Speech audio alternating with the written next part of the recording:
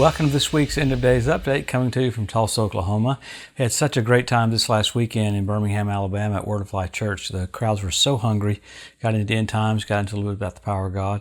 It's so cool to see church after church excited about the coming of the Lord. What a blessed season to be living just before He returns. Exciting. You know, the whole purpose of the End of Days Update is to see a finish line, and as we see the finish line, we run faster, not slower. It's not escape theology, it's a hustle theology. And the Lord wanted us to know, remember, He rebuked the crowd for not knowing their hour of the visitation. The only time He ever rebuked the crowd, He rebuked the Pharisees over and over again. So He wanted us to know, He said, man, you need to know the time that you're at. So boy, especially right now with sign after sign after sign, Jesus was super clear about what it would look like. And there's so much that happened this last week that's so long that I'm going to try to abbreviate it to show you things that are flawless about the Ezekiel 38 war and about what happened about what will happen just after the rapture of the church. So it's very, very exciting.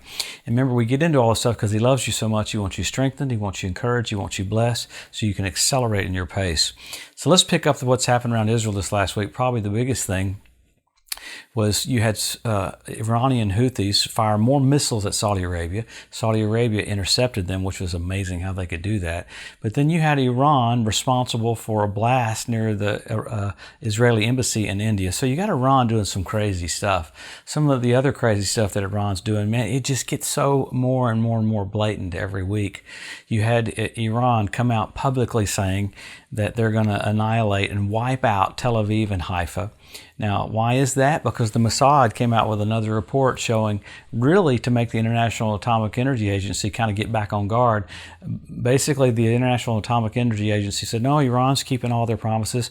That report came out a couple of years ago, extremely showing that Iran was not doing not one thing to keep what their word as far as the nuclear pact.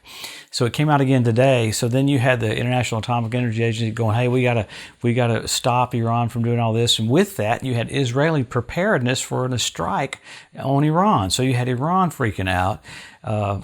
Just one more thing. What's interesting, every single week, I don't really have a chance or a time to get into it, but the nations that are involved in the Ezekiel 38 war are so aligning themselves together, and the nations that are not, like Jordan and Saudi Arabia, are not mentioned that attack Israel, and they're so coming to Israel's aid. With all that happening with Iran, you had the U.S. send another B-52 right over the Persian Gulf, came right over the Samaria part of Israel. It was escorted by Israeli F-15s and Saudi Arabian F-15s and United Arab Emirates F-15s. So you have Arab countries with Israel protecting U.S. bombers to show Iran that we mean business about what's going on over there. So that's really heightening up. What was intriguing about this, they even interviewed Joel Rosenberg that wrote all those novels about what would happen in the Middle East, and him talking about you've got a massive war coming on the northern part of Israel with Hamas and Hezbollah and Iran coming down that way. With that, you had real massive troop preparation on the northern part of Israel, the 71st Brigade,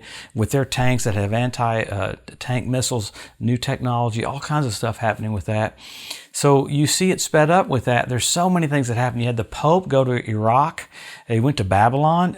Jews were not allowed to go to the ceremonies. With that, the Pope talked about unification of religious beliefs. And then he talked about rebuilding Babylon. Now that's pretty crazy because that happens during the tribulation. So you have the Pope pushing that along with Iran, setting up stages with Turkey and Iraq. I mean, so many things happened with that. You had an oil tanker that was stolen in Syria. It wasn't hit by Syria, it wasn't hit by Turkey, it was hit by Russia. So Russia stopped this stolen tanker from getting oil to probably Turkey. So who knows who stole it. So a lot of things are happening there. We don't have time to get into all the natural stuff that's happening, but you had 20,000 earthquakes happen in Iceland in 2 weeks. You had 3 of them, 8.1, 8.4, 7.1, 7.4, and 8.1 on the Richter scale.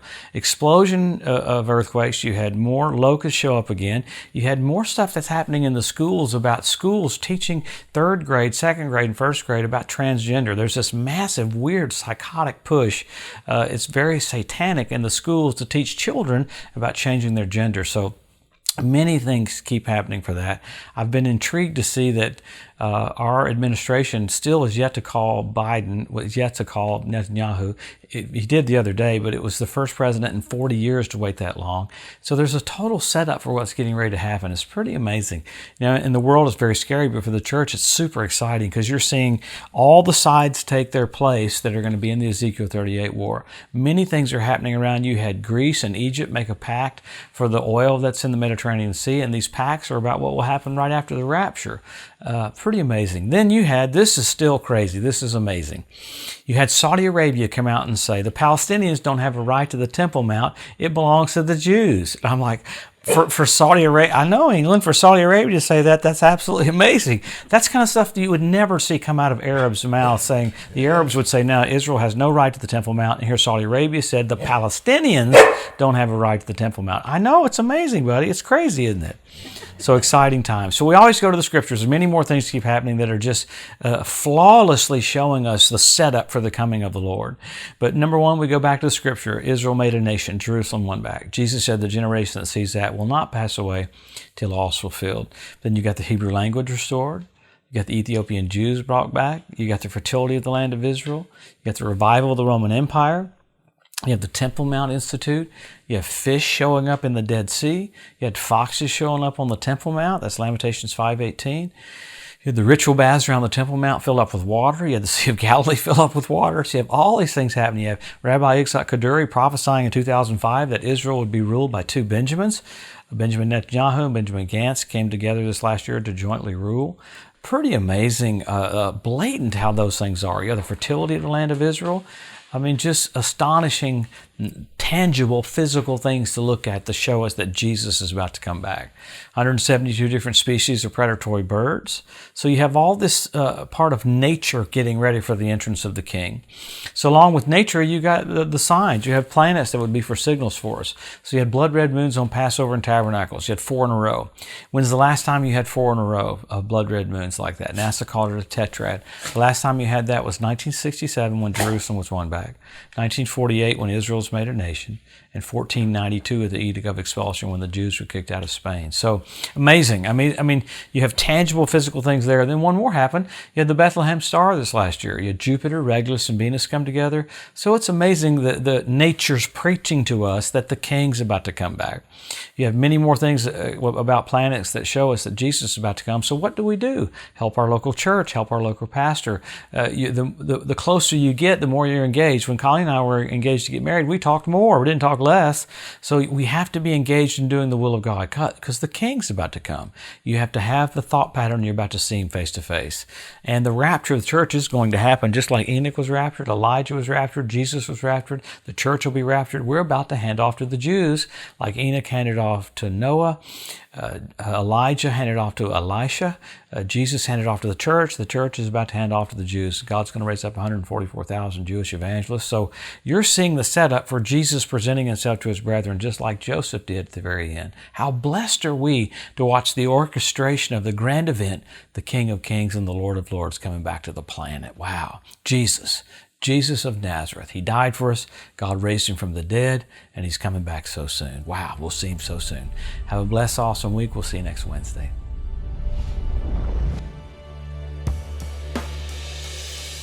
Thanks for joining us today at the End of Days Update. If you'd like to be notified every time there's a new post, just go to the edu at josephmorris.com and subscribe to receive email alerts. If these posts and updates have been a blessing to you, please consider making a one-time donation to help get the message out or even becoming a monthly partner with Joseph Morris Ministries. Thanks again for tuning in to the EDU, and we'll see you next week. One love to overshadow.